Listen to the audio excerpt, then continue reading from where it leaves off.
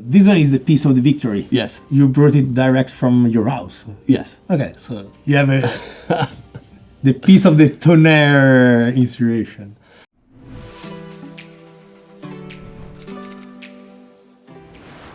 Welcome back on Profumi di Nicchia, and welcome back to another scented interview with the people that create amazing fragrances in this world.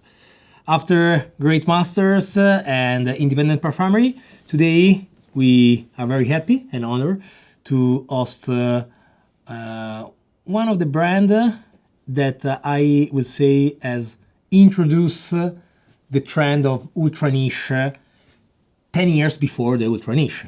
So, Leo, welcome in our studio. Thank you. Thank you for having me. And first of all, congrats for your project.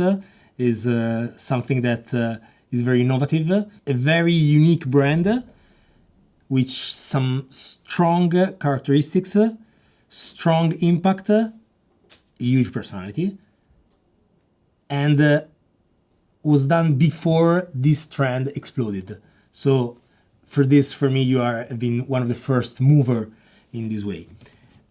The obvious question I want to start this interview is, of course, one and only one.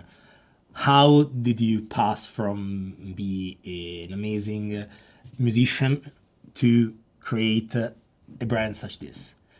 I also read that, of course, music is not the only passion you have. You are very passionate also about arts, history, design. But still, how did you move from, I don't know, sound to scent is also interesting, very interesting. It's a funny story, and thank you for the kind words. It began in a time when I felt that I needed to focus my attention on something, and there were several options at that time. First was putting on a techno night in East London. Okay. We're talking about 2012, 13? 12, 13, okay. Yeah. The second was DJing, actually, at the techno night.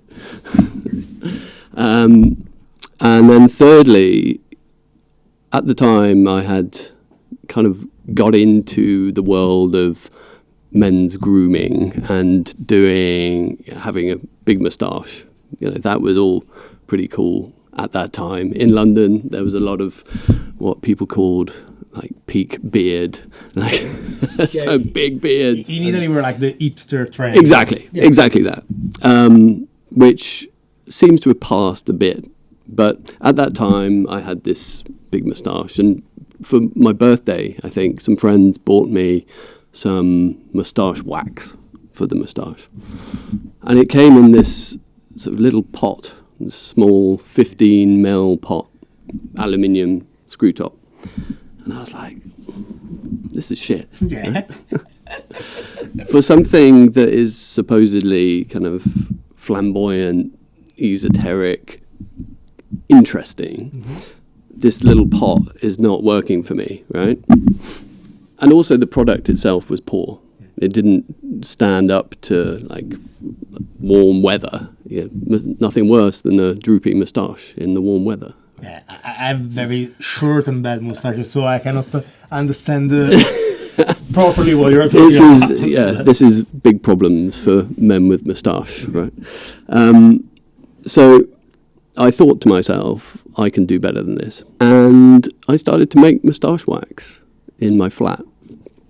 And I sourced the ingredients from like craft suppliers, and of course within this there needed to be a fragrance element, and a lot of the fragrance in that product as it ended up was actually in the wax itself. I used orange peel wax, which had this amazing aroma, and of course you want it to smell good because it's right on your nose. Yeah.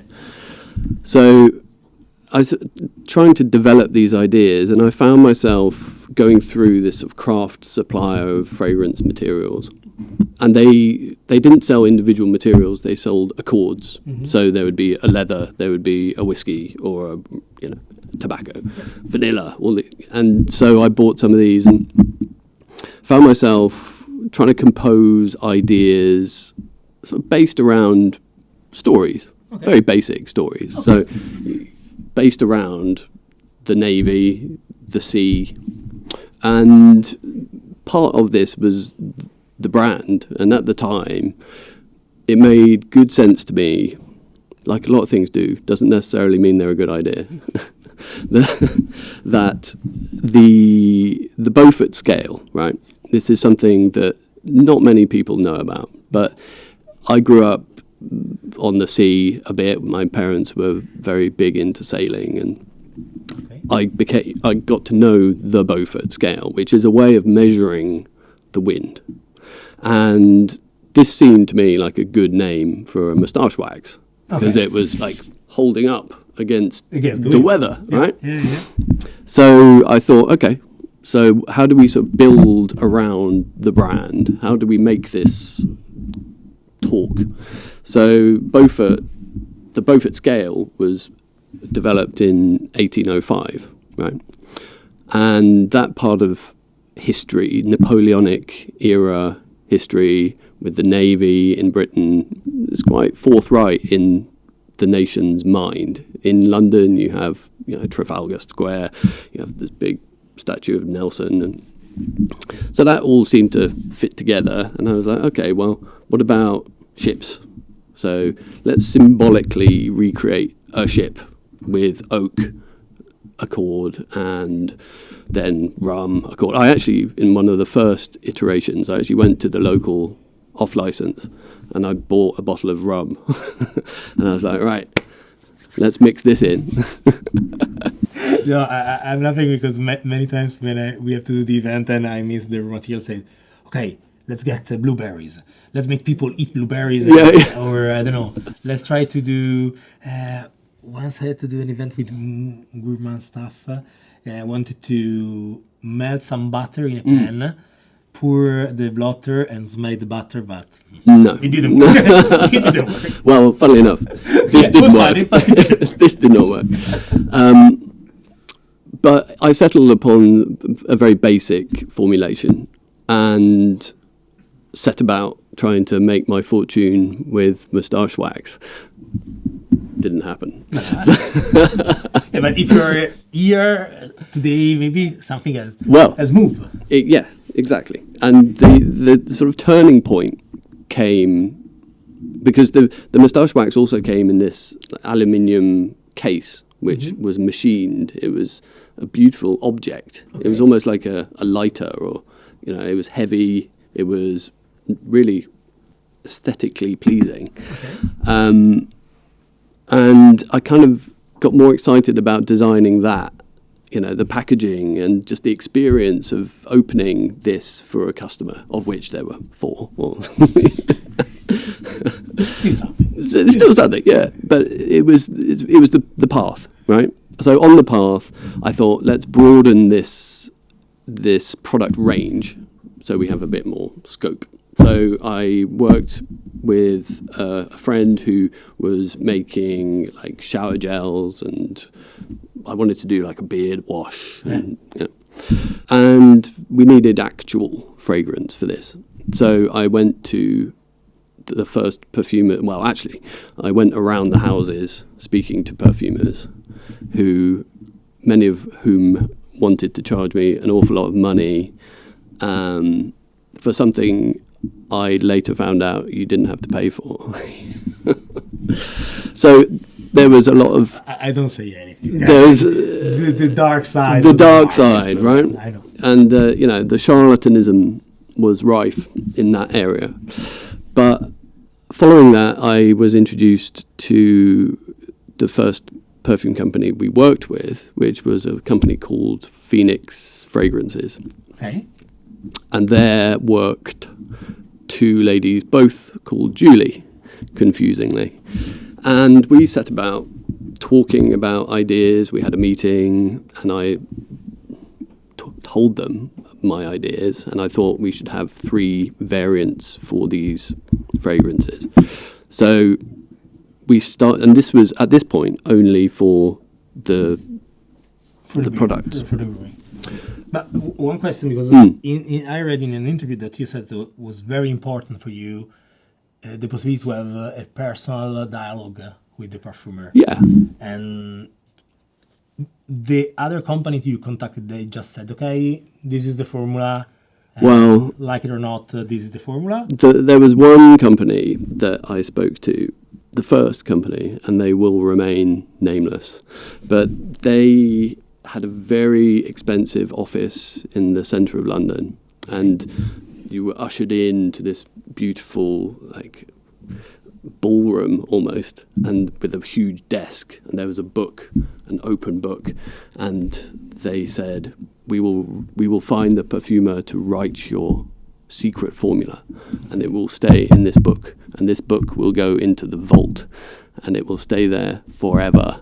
And I was like, okay, cool. How much? Many zeros. Many zeros.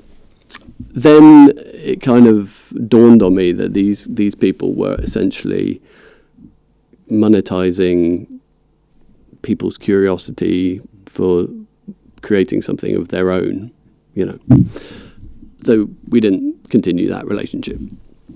But with these two ladies, we had a really good working relationship, and they were very open to experimenting, and they had not ever done a project like this. They worked in functional fragrance, as you know most perfumers do.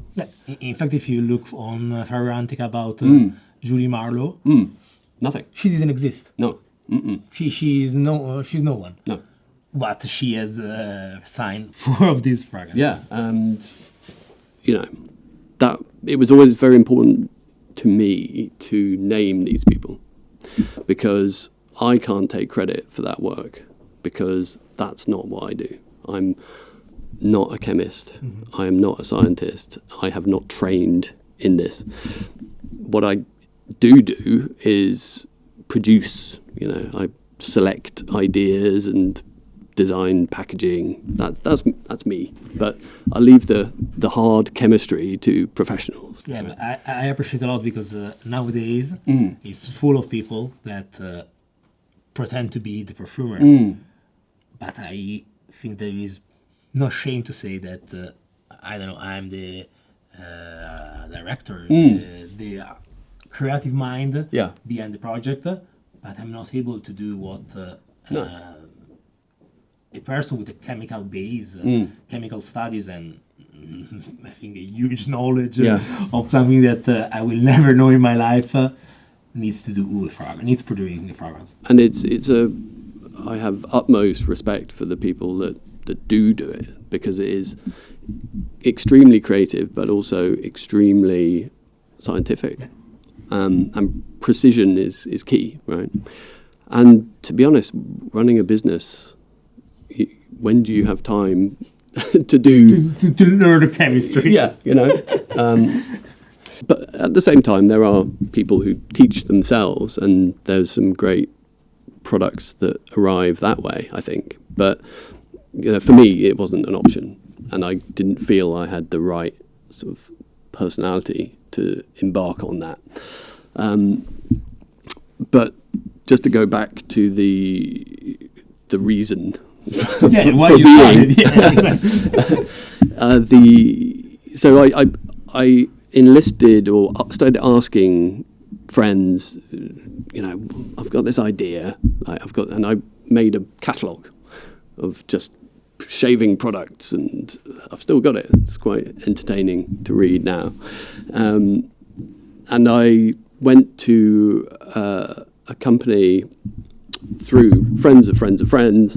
It was introduced to a guy who was instrumental in a few grooming brands, and was also, I think, financing a perfumery project in London. And I took in my ideas. I was like, here's a beard shampoo, beard conditioner, moustache wax. Beard oil. Yeah, exactly. That was it. It's those 4 things. And look, I've done a picture of a razor. Now, please give me some money. No. And and he was kind of counselling me, and he kind of said, and he smelt the fragrance that I'd produced for these 4 products, and he was like, got other people to come in, and he was like, Yeah, they're interesting. yeah, and he was like, forget that, do this. Keep the fragrance. But were the formulas that you created by yourself? No, sorry, So the one, this was the first variant of what became Tonnerre, Okay. actually. So the first fragrance you basically succeed in the market, even if it was on grooming products, was Tonnerre. Yes. But it wasn't Tonnerre at that point. Okay. Because the idea, I wanted, once I started to think about the fragrance aspect as the thing to do, I was like, how are we going to do, it's the Beaufort scale. We want to represent the wind. We want to represent the strength of the wind, and we're going to have 13 fragrances, 0 through to 12. Okay. And that's a great idea. No. So that was my brief, if you like. And it turns out that, how do you represent the wind in a fragrance? Impossible. And then I had the thought, well, maybe, what about things that are pushed by the wind? What about ships? Ta-da, light bulb went on. And at that point, I had 3 ideas, and they were all ship-based. There was Victory, and that was what became Tonnerre eventually. There was Moshulu, which is the name of a ship that was in a book my father gave to me called The Last Grain Race. Okay. And then the third one was Cutty Sark, which is a tea clipper. So it was moving tea across the world. Which is Viet Armis. Exactly. So the second one is Coeur de Noir. Yes. Okay. Yeah. Sorry, I should have said that. No. But at that point, that became more of a idea. So you had these physical things that it was about. But then as I took those first 3 to my friend Chris, who was working with Fornasetti, and he had a distribution company in the UK. And I showed him the first 3, and I was like, what do you think? It's like, we need more. There is a place for this, but we need more. At least other 3. Not in terms of quantity, but in terms of volume. Okay. So he was like, we need more. It needs to be more powerful. It needs to be arresting. It needs to be heavy. So the characteristic of the powerness, the power of the fragrance is not something you basically decide by yourself. It's something that somebody suggested to you. To a point, yeah. But when he said it made a lot of sense. Yeah. And then again, you're sort of back to the narrative of the power of the unseen, right? So that is the Beaufort scale, is a way of categorizing something. Yeah. A power you only feel, you don't see. So after this sentence, you are basically giving me the perfect hook for one of the questions I wrote down. Sure. Which is about the strength of the fragrances today. Because I really want to know your opinion about this trend, because since I started to do this job, so more or less when you started your brand, so 2015. When I started, I start to hear people talking about long-lastingness, the sillage, the power of the fragrance. And many times for me, it wasn't really something necessary. In a project like yours, in a brand such as, I don't know, Naso or something that has to talk about the Middle Eastern phenomenon, I understand that you need a high concentration and a huge performance. But when you do a citrus, when you do, I don't know, a fruit, like this year, many fruits has arrived in the market, and the brand want to push the concentration to extreme levels. What do you think? Like, do you think that is just a way to flat the offer, or is just a way to, okay, I want to show to the world my personality, even if my personality is not that particular? Yeah. Because I always said to wear Tonnerre, you need to have a strong personality. But to wear, for example, I don't know, a peach fragrance, Yes. you don't need a huge personality. You just like peach. Yeah. I like peach. Who doesn't like peach? Yeah. It's very solar, it's very summery. But what do you think about this trend of high concentration? It's interesting, and actually Roberto and I were talking about this last night. I know that Roberto has a strong opinion on this. I know. I think I suppose it's, on one hand, it's a way of quantifying value, right? So if you say the perfume is 50% extrait de parfum, and it's €300, that's a value proposition, right? And that presumably is a better product than a 20% eau de parfum. Yeah, but you know better than me. It depends. Of course. Like, you can of have course. like stuff that is very cheap at 50%. That is it's kind of compared to the cost of a natural with citrus or with I don't know, Iris that is very expensive. It's nonsense. It's an interesting thing, actually. Can you guess which of our fragrances is the weakest out of all 14? Oh my god. Yeah. I think it is the tricky question. Because I would say something like Cape Wrap or something of the new collection. Mm-hmm. But maybe it can be something like Tonnerre. It is Tonnerre. I know. Yeah. I know, it's always like that. It's always like that. I know because Meo Fushuni, he said that one of the fragrances he has concentrated the list is Varanasi. Mm-hmm. Because it's very dusty, it's very Yeah. smoky.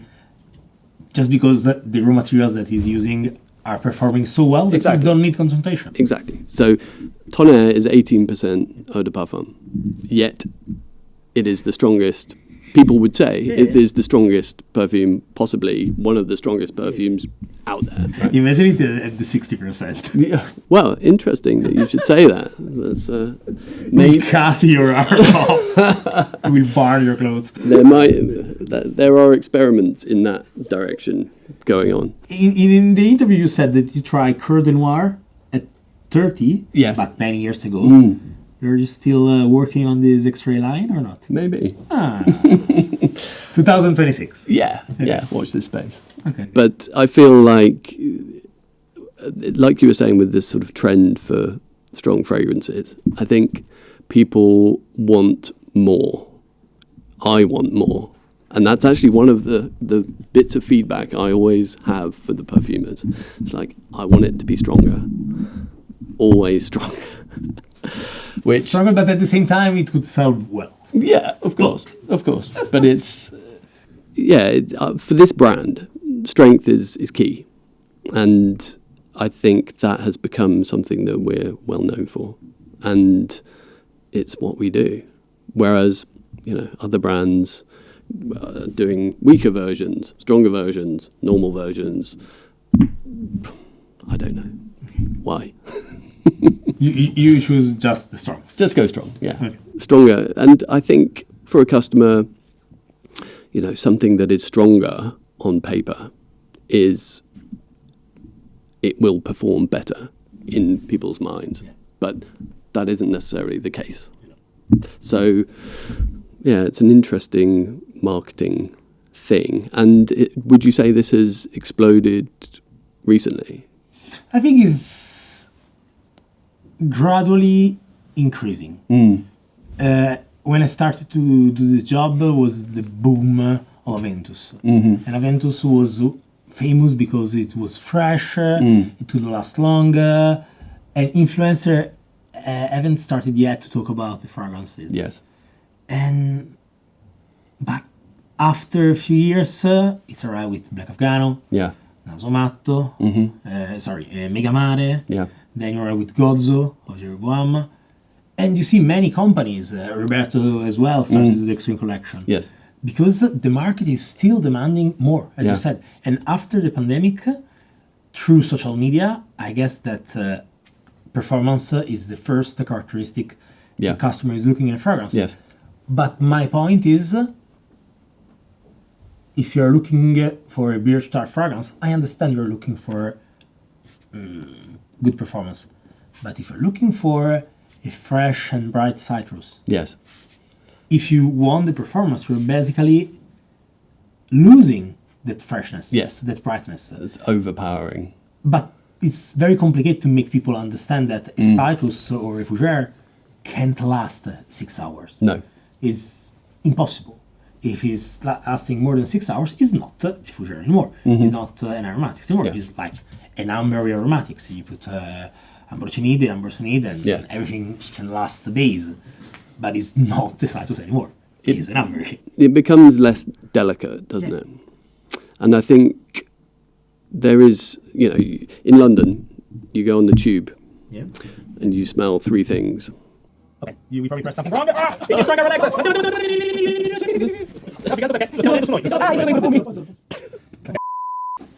You said that in London you can smell three things. Yes.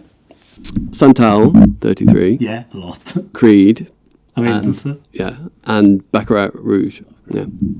And I think also in Milano, also in Rome. but I suppose the thing with those three fragrances, which are wildly popular, is they are enormous. You know when someone's walked past wearing that. And that is a metric for a customer to understand that they've spent all this money and it's a good product. So performance, I think, has become a way of people measuring not the quality, but it's a way of measuring The effectiveness. Yeah, exactly. Rightly or wrongly, but it's a marketing tool, and the fragrance becomes a marketing. So I don't know. Will this continue? Who knows? Let's hope so, for our sake. But my question is, when you have time to go around in perfumery, in exhibition, and look what other brands are offering to the customer, do you perceive that there are many brands that are basically following your path, offering something bold, something very particular, that of course is not targeting all the customers in the world, but for those who like it, is a product that they need to have? I, again, confession, don't really go to fairs to look at other brands. I find it a bit distracting, and I'm not very concerned with what other people are doing, because I feel that if I kind of imbibe some of that, it might affect what we're doing. No, but it's difficult like that. No, my question wasn't like my question in another way is, do you think that there are many people that are copying your style? That was my question. Yeah, I guess imitation is flattery, but I've not noticed that. Okay. But then I probably wouldn't notice it. But I think there are smoky fragrances out there. When I was in America, they showed me one brand, and the fragrance was called something like Unspeakable. Yeah, Evil. unspeakable evil. Yeah, Yeah. sorry. Unexcusable evil. Yeah. To your question, I don't really know. And I guess I'd be flattered if people were copying what we do. But also, people should have their own ideas. No, I agree. Like, there are so many copies in this world, and not only about fragrances, that being original is, I think, today the most difficult quality a brand and a project can have. Which is why I think it's important to not really involve yourself with other brands like that. Because you can't really help it. You find things that you admire or you like, or aspects of it that you admire. And inevitably, you might find that sort of facet entering your own thing, which is detrimental to your own originality, I suppose. Coming back to your fragrances, so you once say you have no idea. For this, you need to have a lot of ideas. Yes. Today, I want to talk with you about the first 5 fragrances that Yes. literally put your brand on the map and make Beaufort what Beaufort is today, which is the Camel or I Water Yes. collection. First of all, the name. The name. So Where does it come from? it is a saying. Okay. So something happens, come hell or high water, meaning it will happen no matter what. Okay. And that was very much the kind of company motto in the early days, Okay. in the difficult early days, because it's a struggle getting this stuff together and making it happen and financing it, and it's not easy. So it just became the sort of almost like our saying, and it quite nicely encapsulates what's going on in the fragrances too, and it just rolls off the tongue. I like it, and there's a lot of words in what we do. I like sayings and I like language, and that can be inspiring. So I mean, it was the first 3 were come hell or high water. So then the second 2 had to kind of live up to that somehow. And then obviously the second collection was Revenant, and then Force Majeure is the third. And how useful are these names?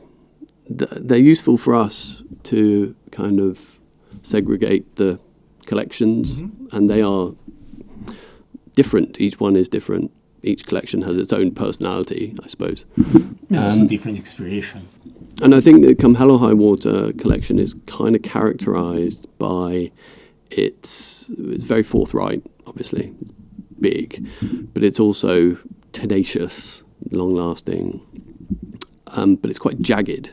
That's a word that I often come back to. It's quite, we were talking about the overdosing just now. There is a lot of that going on, but there is in all of our fragrances, but it's most pronounced here. And the fragrances themselves are probably more confronting than the later ones, I would say. What do you mean by confronting? Like So challenging? Challenging, Yeah. yeah. Okay. Yeah. Yeah, for sure. But that was a kind of a natural thing for this brand. It happened organically, and it felt like it was the right thing to do, and it seemed to work. It was. I will start by one that is probably the most famous fragrance of your collection, but also a fragrance that is very connected to one of your other passion. Because I know the inspiration of Tonnerre, that Yes. the original name was 1805. It was. Well, before that, it was also Victory. Was it Victory? So was So- the Battle of Trafalgar, isn't it? Well, it was the Nelson's flagship Okay. at the Battle of Trafalgar, and it still exists Okay. in Portsmouth in the UK. It is not the piece of. Is this one? Because. So this one is the piece of the Victory. Yes. You brought it direct from your house. Yes. Okay, so you have the piece of the Tonnerre inspiration. And that, I mean, that I love that piece of wood. I think it is so. It's so evocative. It's oak, It's oak. and I mean, there's so much that just that piece of wood I could talk about. And actually, I did once. Because I went back to university just before lockdown, and my interview for the university was you had to talk about an object You bring this one. and talk You about bring it. Yeah, and I took that and I wrote an essay about it. not just that piece of wood, obviously, but what that piece of wood represents and the history of that piece of wood and how that piece of wood came to be in my house. Yeah, in fact, first of all, how did you have a piece of the victory in your house? This is something I really want to know. But then I also want to know, what do you see and what do you smell when you see this piece of wood? How did you pass from this to this? Okay, so Tonnerre, or Victory as it was known, was inspired in part by these large oil paintings that are, well, mainly by this guy called Turner, this famous artist, British artist. Okay. And there are these huge oil paintings of these scenes of carnage. And it always struck me as quite interesting that you have these very beautiful, very refined paintings of this kind of horrendous event. But there seems to be a lot of kind of British identity in the Napoleonic Wars, and the Battle of Trafalgar seems to be a kind of focal point for that. Mm-hmm. And these pictures are so kind of evocative. So that was one aspect. Another aspect was a friend of mine told me that a member of his family was involved in the Battle of Trafalgar and was actually there. Okay. I was like, wow, that's awesome. And if you go to a pub, there's a pub near me, I live in the countryside, there's a pub, and on the wall there is an engraving, a picture of one of the scenes from the Battle of Trafalgar. And then, how weird that this scene, which is quite contradictory anyway, because yes, it was a victory for the British over the French, over Napoleon, but at the same time, Nelson, who was the big hero of the day, was killed. So you have this kind of dichotomy between duty and glory, but death has to, is in there too. It struck me as quite an interesting thing to push into the fragrance, which at the time, when it was Victory, it wasn't quite so gunpowdery, it wasn't quite so vicious, I suppose. It was quite... It was more balsamic. It was actually more... There was a lot more pine, as I remember. Yeah, just kind of thinking about this, I knew of this furniture maker who had salvaged a load of this wood because the Victory fell into disrepair, I think, between the world wars, and it started to rot away. So after 100 years. Yeah. And it was not... They tried to repurpose it as, I think, a training vessel, all sorts, but it was just sat doing nothing, and it started to rot. But then, I think between the world wars, it started to be seen as a kind of emblem of the British martial spirit, the success in the war, and it was almost... The government saw it as a rallying point for the nation, so they invested in refurbishing it and cut out all the rotten wood, and replaced it. And there was just a big pile of it left on the dock that was there for many, many years. But this furniture maker found it and decided to make some furniture with it for the the bicentenary of 2005. And a friend of mine had bought some of this furniture, so it was on my radar, and I was like, I'd like to have some of that furniture. But couldn't get the furniture. Okay. But I went to see him, and he was like, yeah, do you want to have some? I was like, yeah, I do. And I had two pieces. One I gave to a friend of mine. Some of the other piece, we actually made a little box, which was basically for a bottle of Tonnerre. Okay. But there's only one of these. Because it was quite expensive to make. So it was an inlaid rosewood box with the oak from the HMS Victory. Oh, very cool. It's like it's just yours. Yeah. Okay. Yeah. I think it's refillable. Yeah. It's refillable. So yeah, all these ideas were milling around, and conversations with the perfumers, and again, this idea of trying to push it a bit further, always push it. But Look, I'm looking at the bottle, yeah. There it is. The Trafalgar bottle, I guess. The question I had, I understand the inspiration, I understand your idea of the fragrance, but how did you talk to a perfumer in order to create something, let's say, weird, such as Tonnerre, with blood, with metal, smoky aspect, with overdose on birch tar? I mean, a lot of that came from them. Ah, okay. You know, when I talk to any of the perfumers we work with, I don't often talk about ingredients. I talk about feelings or experiences or textures. Okay. Yeah. I think that's the easiest way to explain it. And the texture of Tonnerre is? Well, we said that it needed to be angular, and we needed it to be like one of those paintings with a big brush, and big ingredients, big colours almost, with the big brush on a big canvas. Okay.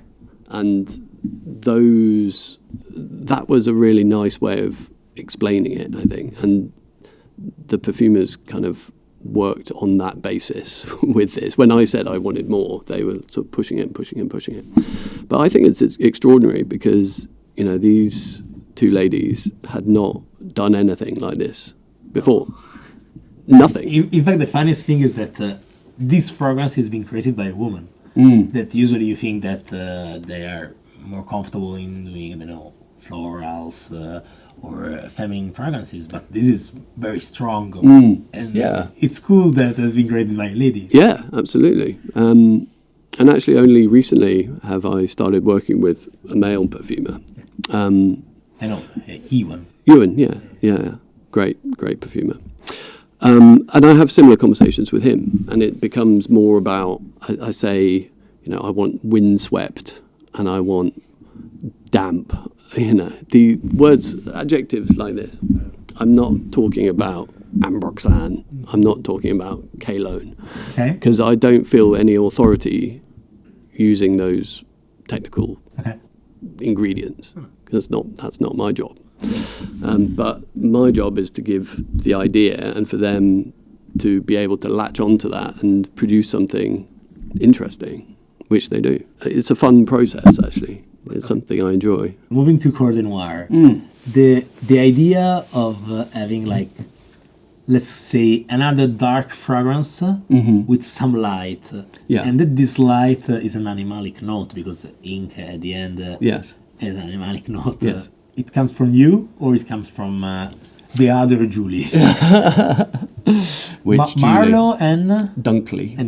Interestingly, there is, I think, a slight style shift between the two Julies. And Julie Marlowe is the more aggressive.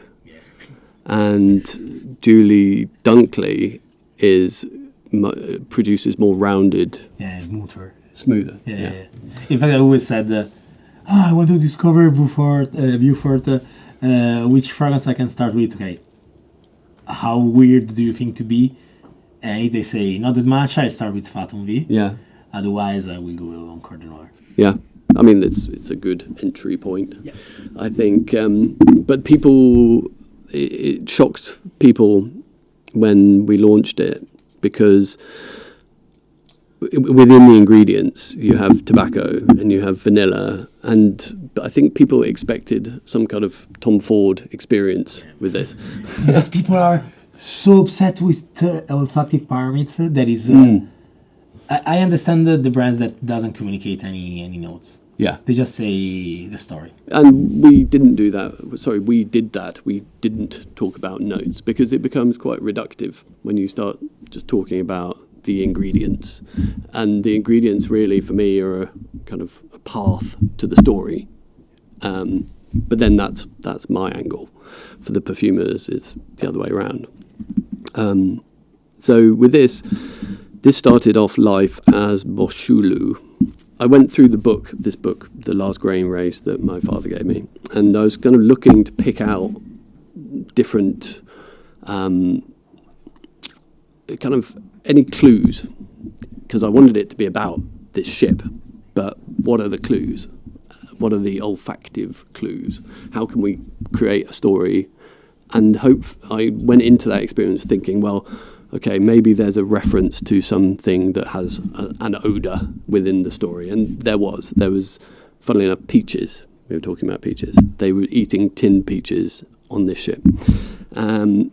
So the first iteration of this was actually peach heavy. Can you believe that now? No, it's not. No. It's not there, is it? It was not right, and I knew that from the start. So then it's milky peachy. I think it couldn't work. No, and it didn't. And it was very sweet. It was very smooth. It was it didn't have that kind of angular facet that I wanted.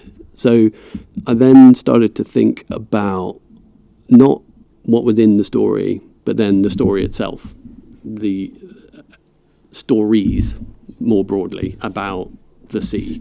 Okay. So then it became more about books themselves. So it became about building a book. So the way I perceive this is the leather is on the binding. And within the book, you have the pages. On the pages, you have the ink. Then within the ink, you have the story. So that started to make a lot more sense to me at that point. And there is this kind of darkness to it within the ink. And I remember one of the shots that we did to market this was like a Rorschach test within a book. And, ink can mean so many different things to different people, right? And then, of course, you have tattoos, you have different facets of ink and different ways of storytelling, all connected to the sea. And that's kind of where we landed with this. The story is beautiful. It's way better than what I read around the web. Really? Yeah, way better. Sometimes some people told me that Coeur de Noir for them smells like a library. Well, yeah. But I personally I'm a big fan of an anime and a manga that is One Piece. Yeah. That is on pirates and everything else. But when I smell this one, I have an image which is Pirates of Caribbean, the second movie. Okay. When there is the Commodore, and on his ship he has this big table and all the books behind. Yes. That can be, I don't know, naval route. Yes. Or, I don't know, some treasure maps, or, I don't know, the diary of the past captains. Yes. And I imagine, as you said, that the story for everybody means something. And if I could be in this room, every book has its own story. Every book, it's like magic. Yes.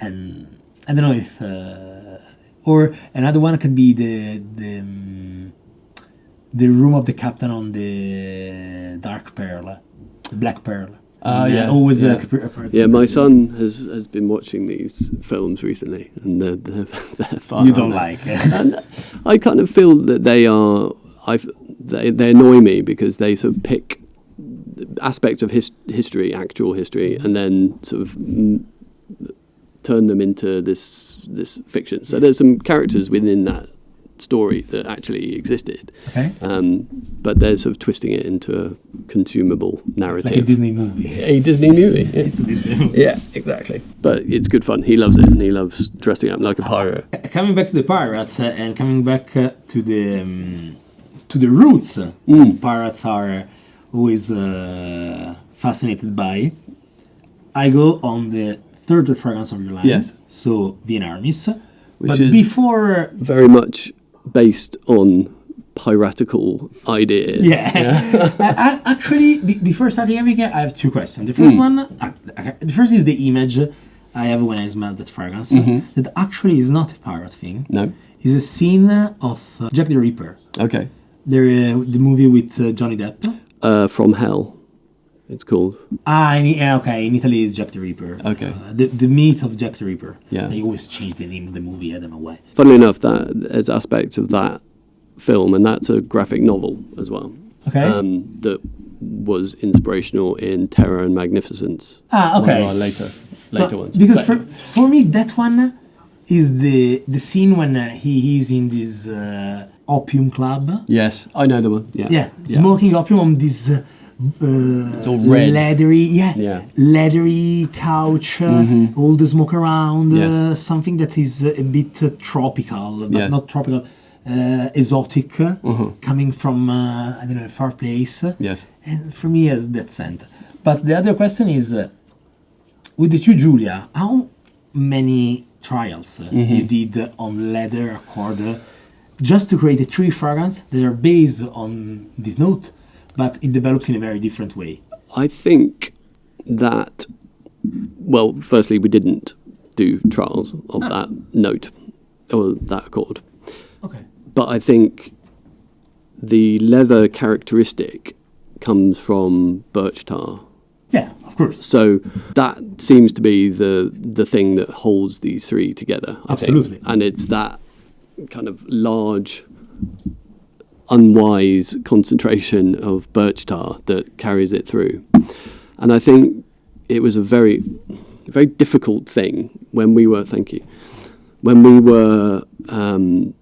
first producing our first bottles. We made, I don't know, 200 or something of each.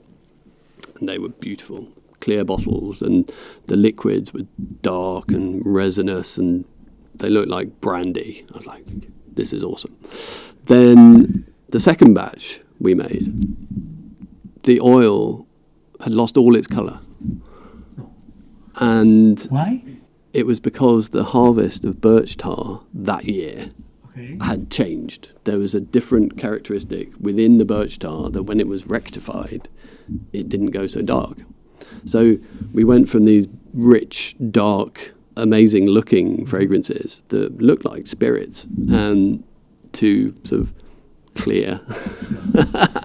They smell exactly the same. Yeah. But the look was different. and I said to the guy that was filling, I was like, what are we going to do? And he was like, well, you can add colouring. And I was like, I don't want to do that. Also, I know. if you add color, you have to change it every time you do a new production. Yeah, you have to exactly. change the color. And it's just another thing to go wrong, right? So I said, right, let's just change the bottle. So then we started producing the black bottle. Yeah, but then you came back to the transparent. We did, yes, we did indeed. But with this particular, in fact, I've still got some of those bottles at home, and they are, I swear they've gone darker. They like After 10 years? after 10 years, yeah. I haven't tried them, but I imagine they're pretty outrageous. A bit rotten. You just felt like... Yeah, and I But think of course it's darker. I think the liquid should be darker. it should, yeah. Oxidized. So. Yeah. I think they have gone darker actually, and I'll dig one out. Maybe I'll send you one. Yeah, I'll appreciate. I'll appreciate. So we can put it as an insert on the video. Yeah. The thing I really perceive is this opium note. Yeah. Of course, I'm not a consumer. No. But I smell some fragrances with the opium note, and at the same time, there is something that brings light. Mm-hmm. That I think is the boozy note that gives some light, but still you have the birch tar. Yes. That is now is not arrived yet, but when it arrives, you understand that is the main character. Yes. There's a weird thing that happens with this as well. There's this licorice, which is not there. Okay. There is not any licorice accord in this, but everyone seems to pick it out. No, I hate this when people say that licorice is everywhere, because is never in fragrances. There No. are just few fragrances with licorice. Mm-hmm. They always misunderstood with immortelle Yes. or other ingredients. But I think that the people, when they smell something that is bitter Yes. and a little darker, the first thing, but at the same time with an hint of sweetness, they always think about licorice. Yes. But I have one fragrance that is 100% licorice. Later when we go to the store, I'd like to see it. But then the name is licorice. So Okay, so dark black licorice. job done. Yeah. Is it salty? Yeah. Yeah. Yeah, a bit. Yeah. Yeah. But it's not like the rolls. No. It's like something heavy, hard that you have to bite very hard.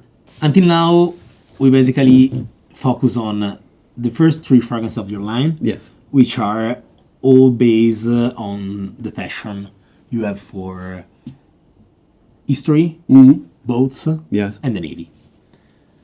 Lignum Vitae Uh-huh. is totally different. I know that there is still a connection with someone that was building a machine. Yes. John Harrison. That was building what?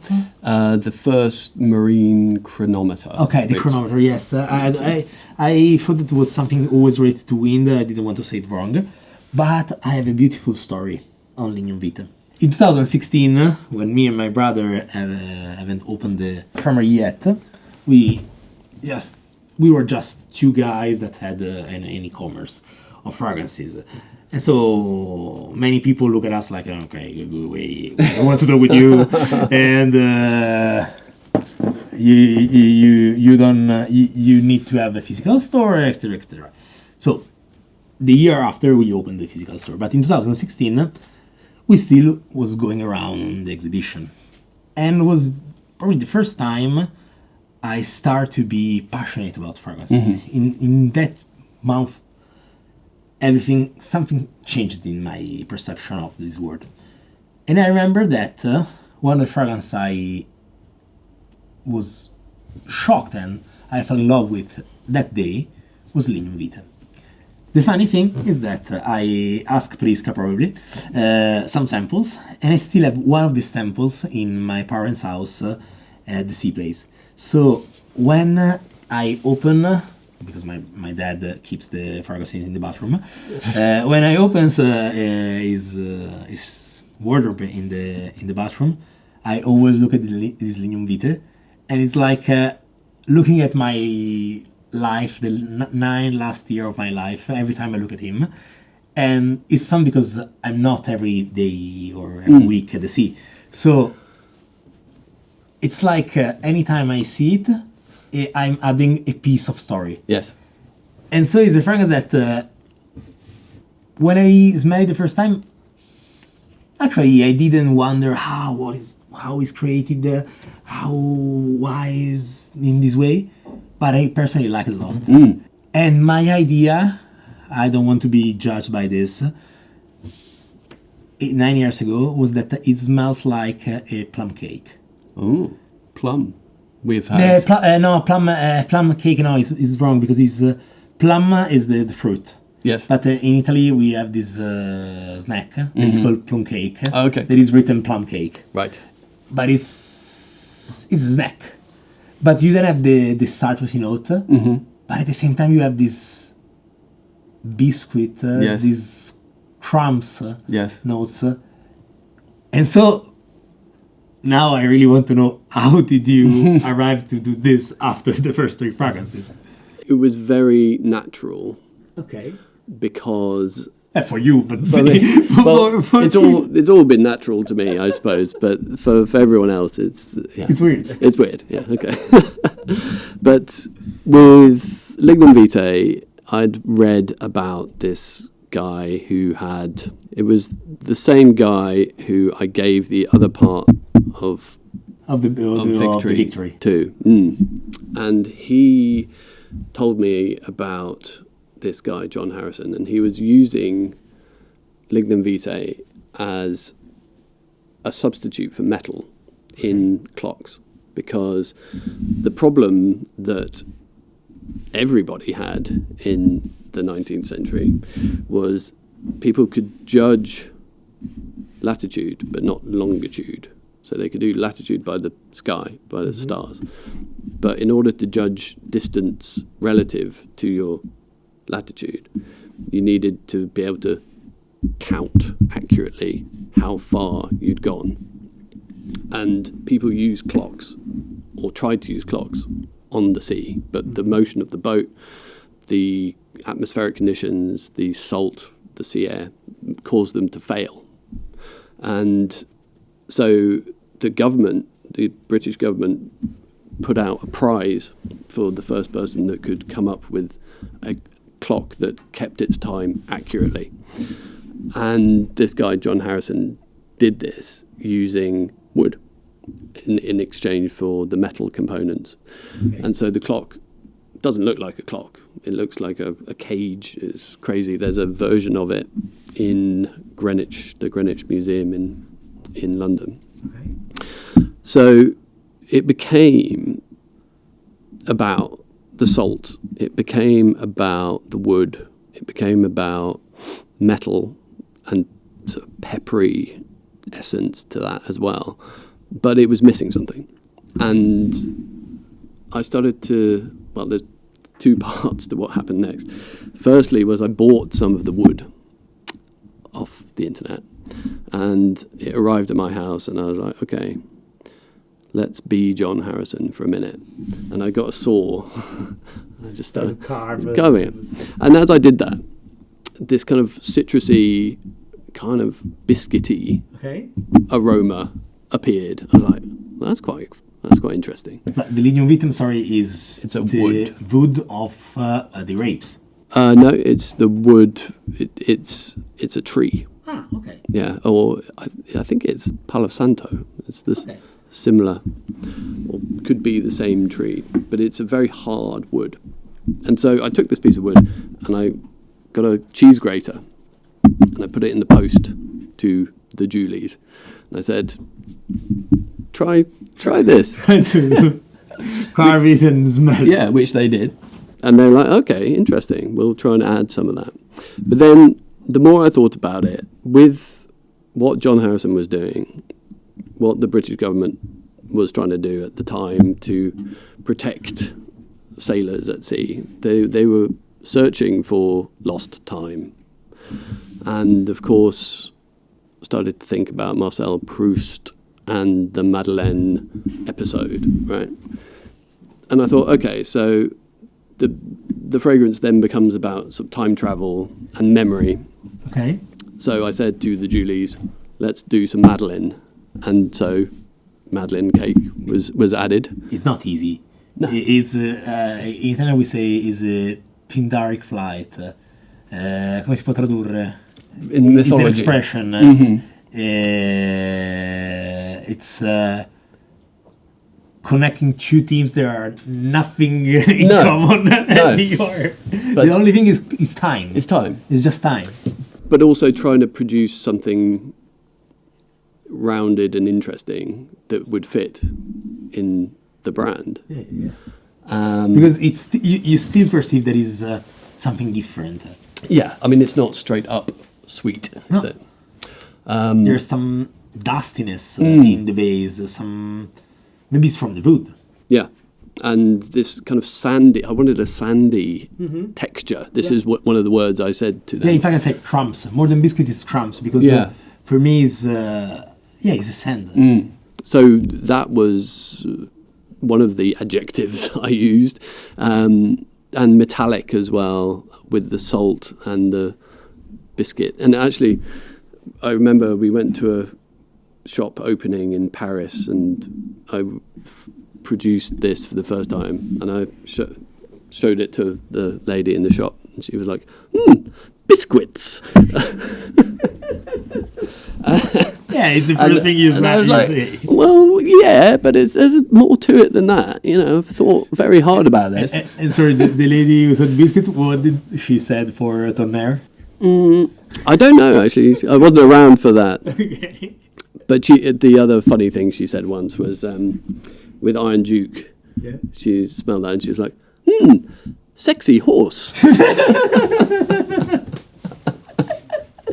I base all the reviews about movies of the 90s and stupid music and stupid anime and manga I read in my adolescence. But you pull from what you know, right? Yeah. You pull from your... That's the funny thing about fragrance, is that we're constantly reaching back to a memory or something, a reference point that is often kind of buried deep in sort of our past, but sometimes, and I think with Lignum Vitae, it really does produce in people this kind of like a memory. You said the Lignum Vitae gives you receive many feedbacks about inspiration and about image, but I think that Fathom V is the most dramatic fragrance of your line.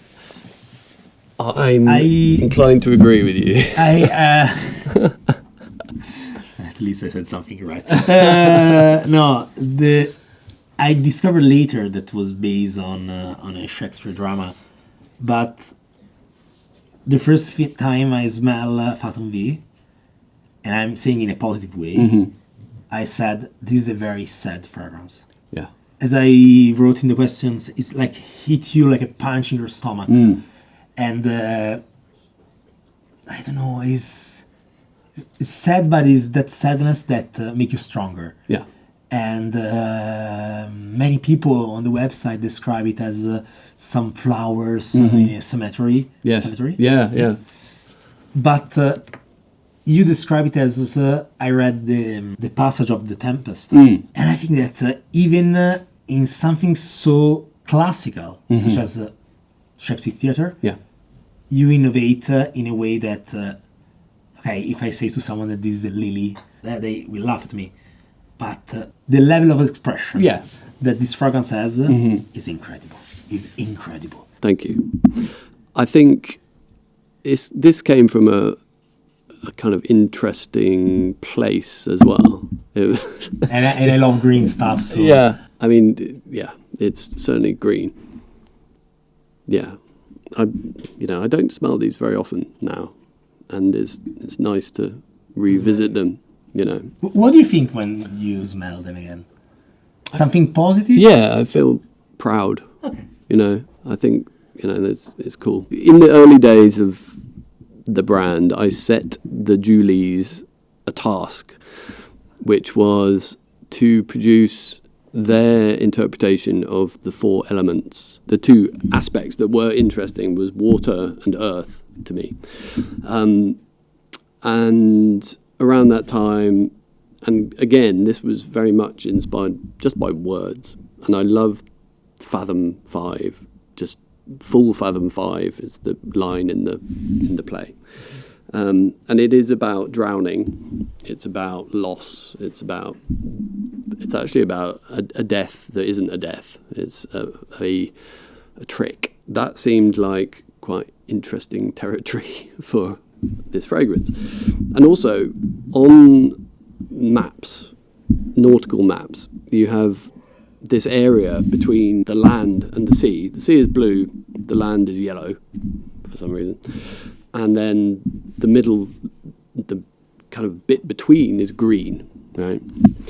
And so all these things were milling in the thoughts, and so we went to the perfumers and said, this earth and the water, can we kind of bring those together somehow? Which they did, and that's kind of how we got it. Also in the other fragrance, I really perceived the saltiness. Yeah. Here I read that you said that there is an overdose of salty notes. Yes. But I personally don't get that. You don't get it. No, the earth. What I'm getting is like flowers who are sinking into the water, but the water is not like the sea, is a lake. Yeah. So it's statical water. Yes. And the only movement you see are these flowers that are slowly sinking into the water till the ground. Yes. That is very muddy. Yeah. That's the image Love it. I get from It's amazing what people say about this fragrance. I was talking to a shop, Pity. She's had 4 people cry when they've smelled this. Yeah, it's true. It's true. It happens also in our store. Like people start to cry when they smell fragrances It's amazing. When I said that it punch you in the stomach, Mm-hmm.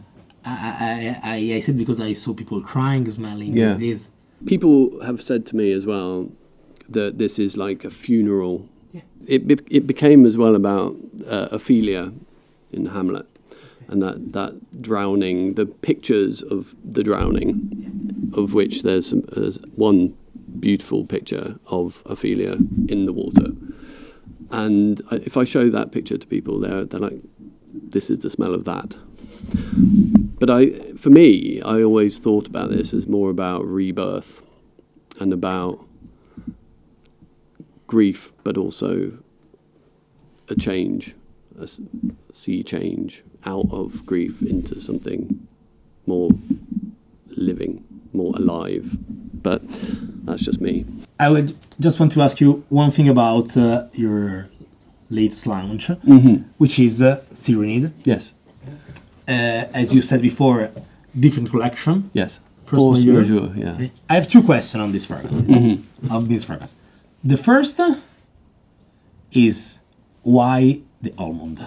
And the second is, did you move from the darkness to something brighter?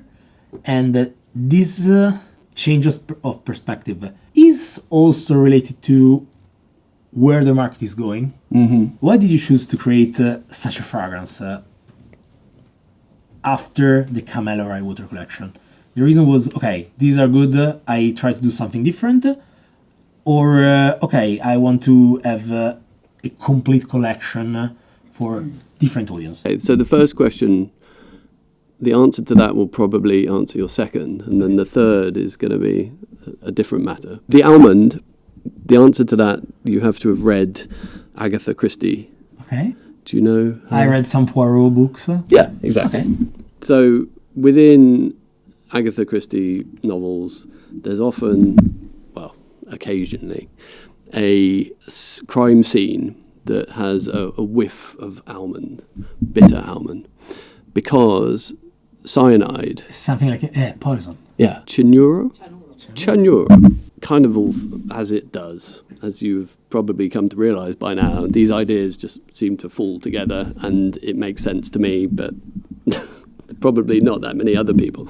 But the siren, so I wanted to have a fragrance about mermaids, but with the cyanide, so cyrenide, a word that I made up, is a combination, deadly mermaids. Force majeure collection is inspired by aspects of the coast of Britain.